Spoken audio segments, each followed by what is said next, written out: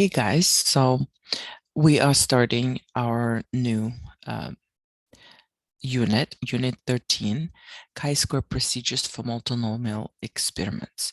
So we're going to be still conducting hypothesis tests, but unlike in unit 11, where we had different distributions, we used normal or z distribution. We also used chi-square, and we used t distribution. In this unit, we're only going to use one distribution, which is a chi-square. So let's take a look.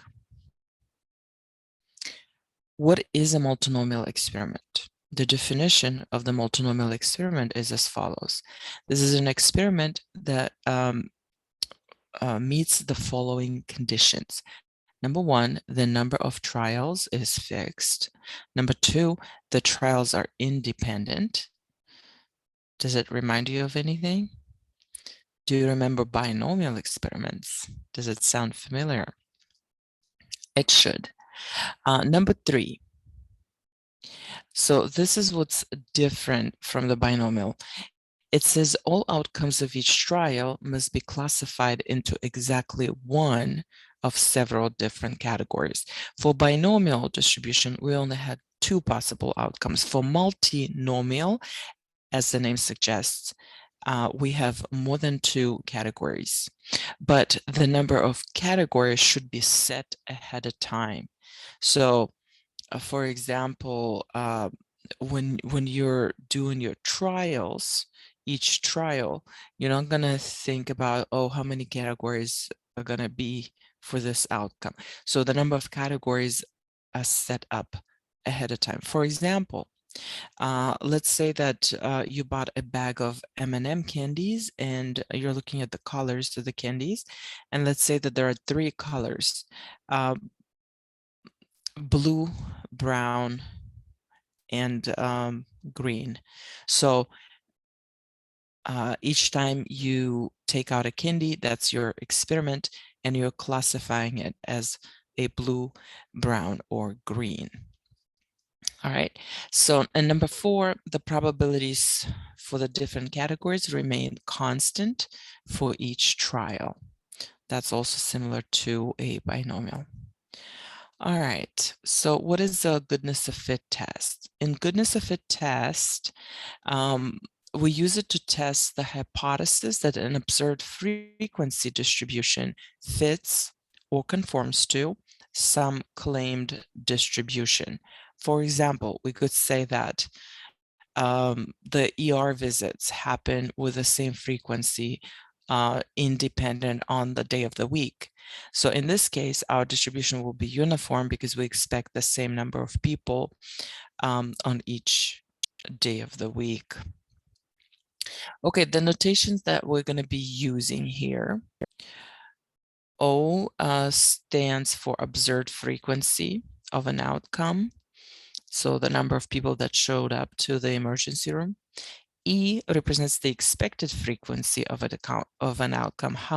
For example, if the emergency room served 100 people this week, how many did we expect to show up each day if we have a uniform distribution?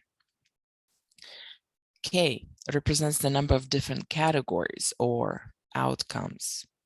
So in our example about M&M candies, K was equal to 3. There were 3 categories.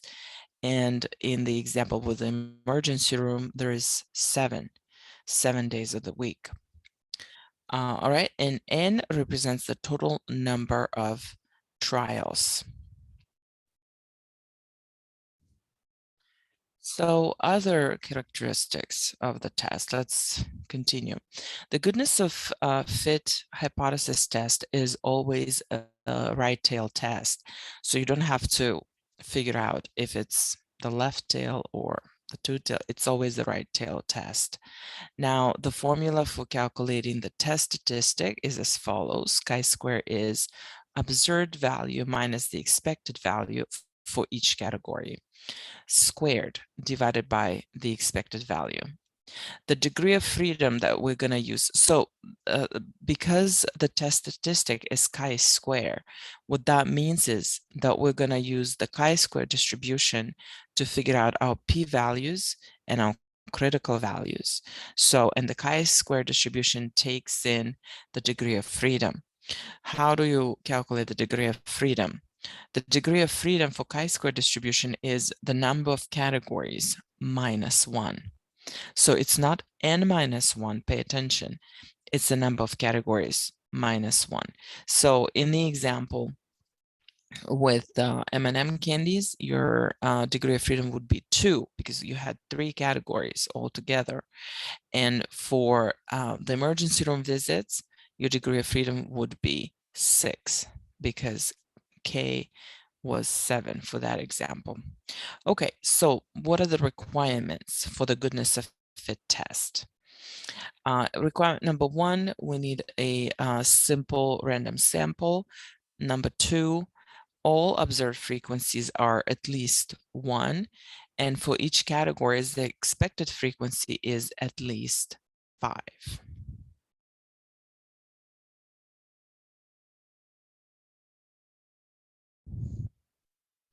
And I want to mention here that some books say that at most 20% of the expected frequencies are less than 5. So no more than 20% or less than 5. Now, 20% is every 5th, right? So that means that in order for this to apply, there should be at least 5 categories.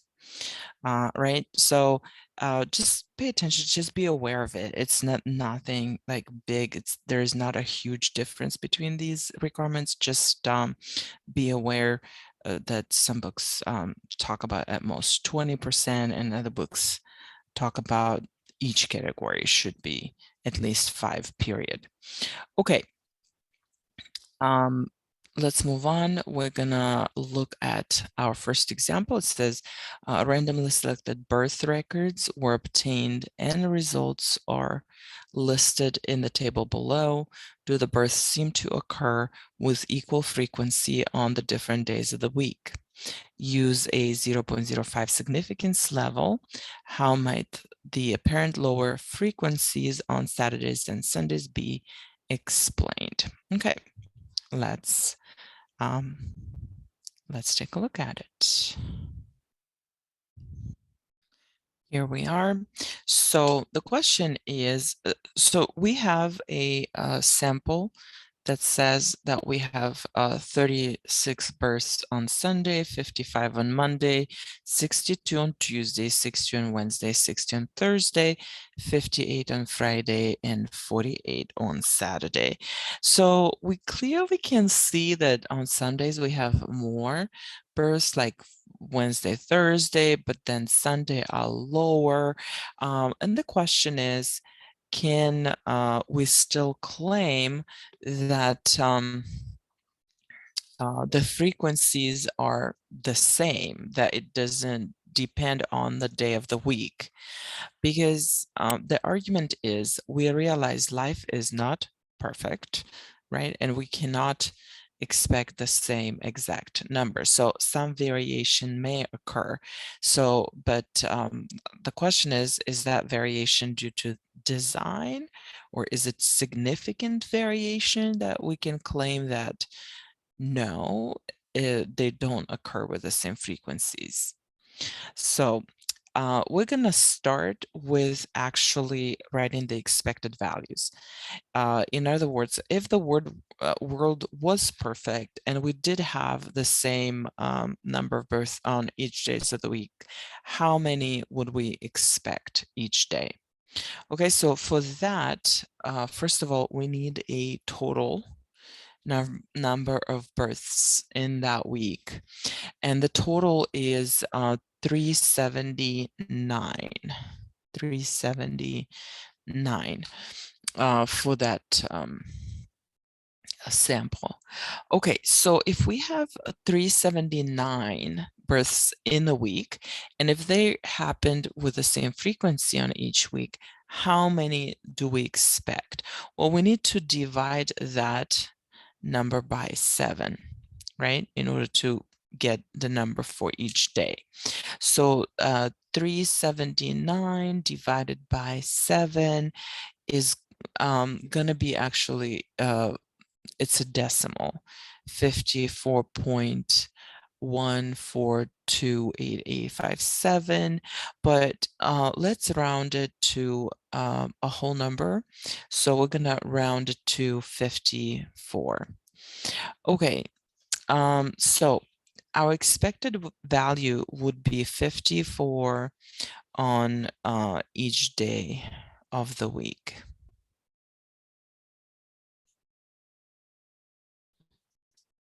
All right, we got it. Now we need to, we're going to follow our format. As usual, we're going to set up the null hypothesis, the alternative hypothesis, the critical value, and so forth. So our first step is to set up the null and alternative hypothesis. So the null hypothesis and the alternative hypothesis is always the same for the goodness of fit test, guys. You don't have to actually think about it. So remember that we said that at the beginning, that the goodness of fit test is the test that a distribution conforms a certain known distribution, right? So in this case, we're going to say that the null hypothesis is that the distribution conforms to a uniform distribution. So the frequencies are the same, right?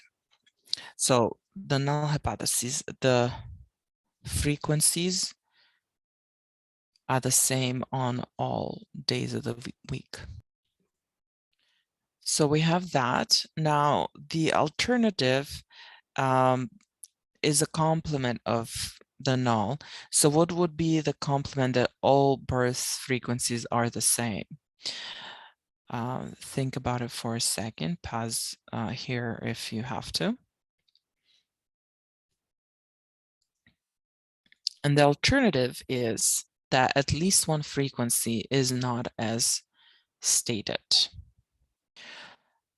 In other words, they don't have all to be off, even if one is off a lot, that's going to be throw off our statement that the distribution is uniform. Okay, let's continue. So the next step is to find a significance level. What is our significance level? That's 0.05. So alpha is 0.05. Now the next step is to find our test statistic. So let's go ahead and find our test statistic. As a reminder, this is the formula that we're using to find test statistics. So we take each observed value from each category and subtract the expected value from it, square the distance, and we normalize it by the expected value. So this way we get a percent of the difference between the the observed and expected. Well, not quite, because it's squared, but anyway. So that's how we calculate the value for each category, and it is there is a name for it, it's called Pearson Residual, and then we add them up, all of these residuals, and that's how we get our test statistics. So let's have fun with it. So I have, for my first cell, the observed value is 36. I subtract the expected value from it. I square the difference and divide by the expected value. And I continue doing that for the rest of the categories. So here's what I got so far. After that, I'm gonna put all of this into a calculator to calculate my test statistic, which came out to be 513 over 54. Look, the denominator is the same. It's very easy. And that equals to 9.5. In the next video, I'm going to show you how to use StatCrunch to calculate that test statistic, but for now, we're just using calculator. All right, so the test statistic is 9.5. Our next step is to find our p-value. And the p-value comes, of course, from a chi-square distribution. And what's our degree of freedom? Well, its number of categories, 7 minus 1. Degree of freedom is 7 minus 1 is 6. All right, so here's my chi-square calculator. I put in degree of freedom 6, and since it's a right tail test, I'm gonna change the sign here, and I'm gonna put in my test statistic into the x value at 9.5. So what's the area to the right of 9.5? And that area is 0.14735. I'm gonna round it to 3 decimals, so 0.147. Okay, that's my p-value. Now I'm going to compare my p-value to my alpha. So here's my p-value, and here's my alpha. And the p-value is clearly greater than the alpha. So we didn't get a rare event here. So what we have going on is actually not that unusual if we indeed have the uniform distribution. Okay, so these, in other words, these variation in numbers, the variation from our perfect expected value are normal. They're not unusual. Okay, so our conclusion is do not reject the null. Do not reject the null. That's our conclusion. Now, what is our interpretation?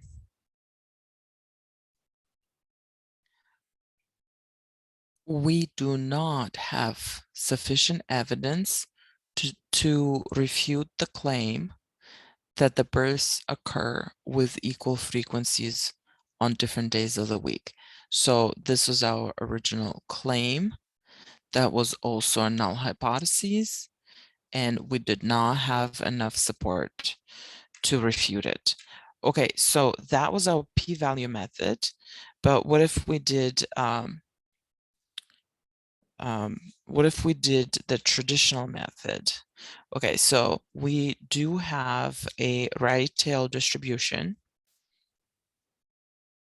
and we got the 0.05 significance level.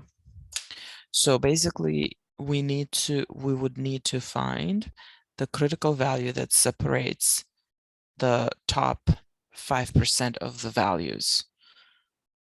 Let's do that.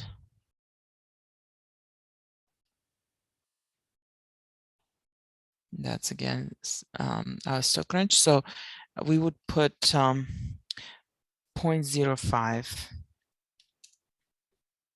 into the area under the curve of probability field, and our critical value would be 12.59.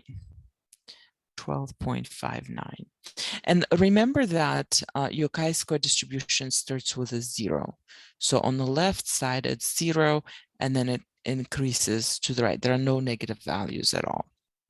Okay, so now we need to compare that critical value to our test statistic that we got, and the test statistic that we got was 9.5.